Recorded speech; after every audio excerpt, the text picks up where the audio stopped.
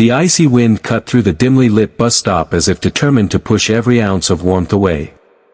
Emily clutched her baby closer to her chest, wrapping her thin coat tighter, though it did little to shield them from the biting cold.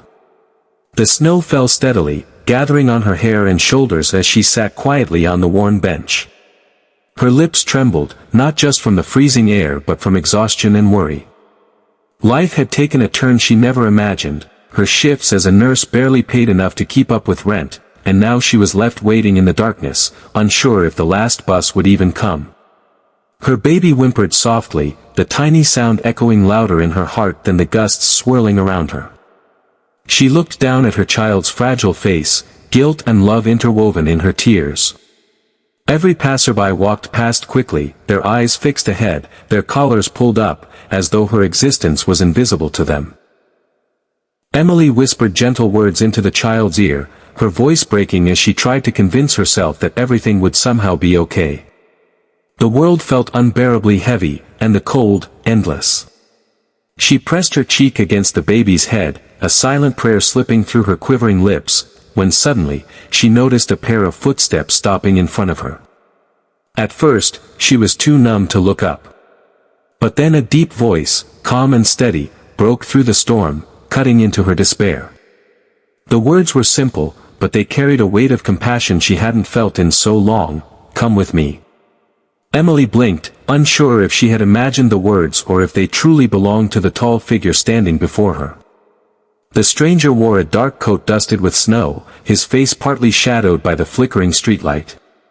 For a moment, fear and hesitation gripped her. After all, in the world she lived in, not every outstretched hand meant safety. But there was something different in his eyes, not pity, not curiosity, but a quiet strength and sincerity. He bent slightly, lowering himself to her level as though he wanted her to feel equal, not small. "You shouldn't be here in this cold," he said gently, his voice carrying a warmth that contradicted the icy night. Emily pulled her baby closer, her instincts torn between mistrust and desperation. The infant stirred, letting out a weak cry that broke her resolve. She finally lifted her gaze and whispered hoarsely, "I have nowhere else to go." The stranger nodded slowly, as if he had expected that answer. "Then let me help you. You and your little one shouldn't suffer like this." His words were steady, not forceful, almost like an invitation rather than a command. Emily searched his face for deception but found only genuine concern. Her body shook, not just from cold, but from the terrifying leap of faith she knew she had to take. She realized that sometimes, life left no other choice but to trust a moment of kindness. She rose unsteadily from the bench, clutching her child with all the strength she had left. The man extended his hand, and after a breathless pause, she placed her trembling fingers in his. The man led Emily carefully along the snow-covered sidewalk, his pace gentle to match her unsteady steps. They walked in silence at first, the crunch of their shoes on the ice filling the space between them. Emily's mind raced with uncertainty. Was she making a mistake? But each time doubt crept in, she looked at her baby's tiny face pressed against her chest, and she knew she couldn't have stayed behind in the cold. After several minutes, they reached a sleek black car parked by the curb, its windows fogged from the heat inside. He opened the back door for her without hesitation, then quickly shrugged off his heavy coat and draped it over her shoulders before she could protest. The sudden warmth brought tears to her eyes. "Thank you," she whispered, her voice breaking. He gave a small nod, his expression unreadable but kind. Once inside, Emily felt the air from the heater wash over her, thawing her frozen fingers. The baby stirred again, this time less restless, as if sensing safety.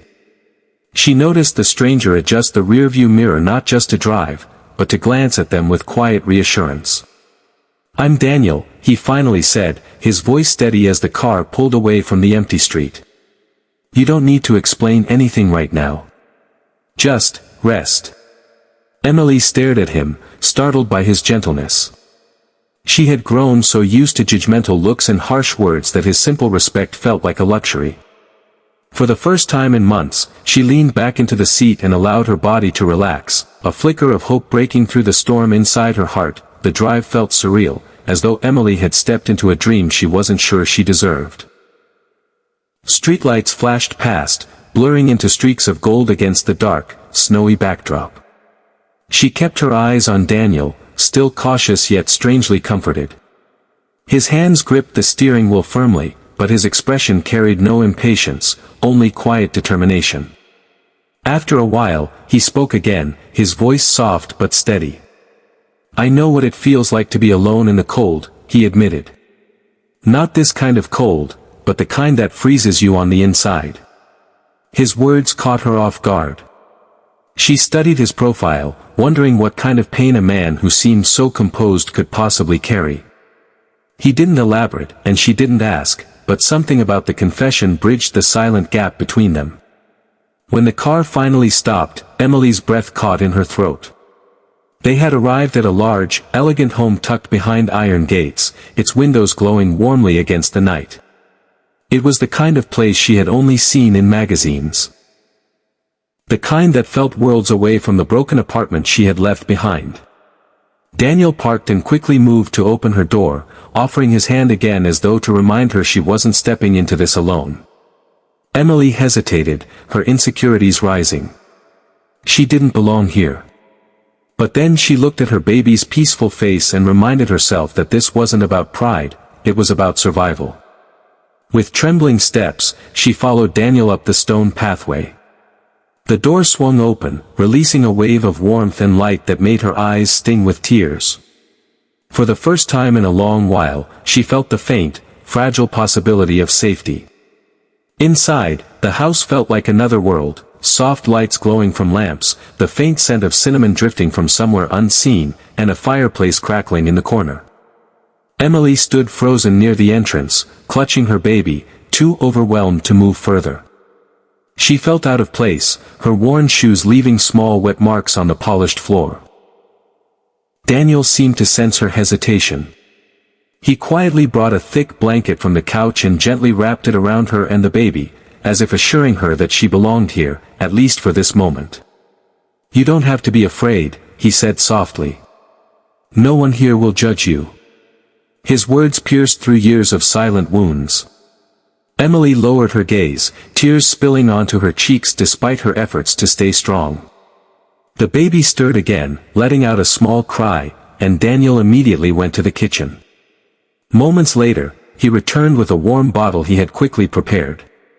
Emily's jaw dropped slightly. How could a man like him even know what to do? "I used to have a little sister," he explained with a faint smile, reading her thoughts. "She taught me more about care than I ever realized." Emily fed her child, feeling the baby relax and drift into sleep. The room grew quiet except for the soft pops of the fire. She wanted to ask Daniel why he had stopped that night, why he had chosen her out of the hundreds of strangers he must pass daily. But instead, she simply whispered, "Why are you helping me?" Daniel looked at her for a long moment, his eyes reflecting both pain and kindness. Finally, he answered, "Because once, someone said the same words to me, 'Come with me,' and it saved my life." Emily sat in silence, Daniel's words echoing in her heart like a quiet miracle. She had expected indifference from the world, yet here was proof that compassion could circle back, passing from one life to another like a flame keeping hope alive. The baby lay peacefully in her arms, warm and safe, and for the first time in months, Emily's shoulders loosened from the heavy weight of fear. Daniel rose and placed another log on the fire, then turned toward her with the kind of sincerity that made it hard to look away. "You don't need to figure out everything tonight," he said. "For now, just rest. Tomorrow will look different." And strangely, she believed him. Emily realized that kindness wasn't about wealth or grand gestures, it was about presence, about showing up for someone when the world had turned its back. She had been invisible on that bench, unseen by dozens of passing faces, but one person had stopped, and that made all the difference. As she leaned back against the couch, the baby nestled close, Emily whispered a promise to herself, one day, she too would carry this flame forward. The storm outside still raged, snow whipping against the windows, but inside the house, a new kind of warmth filled the air, a warmth born from shared humanity. Emily closed her eyes, tears drying on her cheeks, as gratitude swelled within her. Life was uncertain, the road ahead unknown, but tonight she learned that no matter how cold the world could feel, there would always be hearts willing to say, "Come with me." And sometimes, those three simple words could change everything.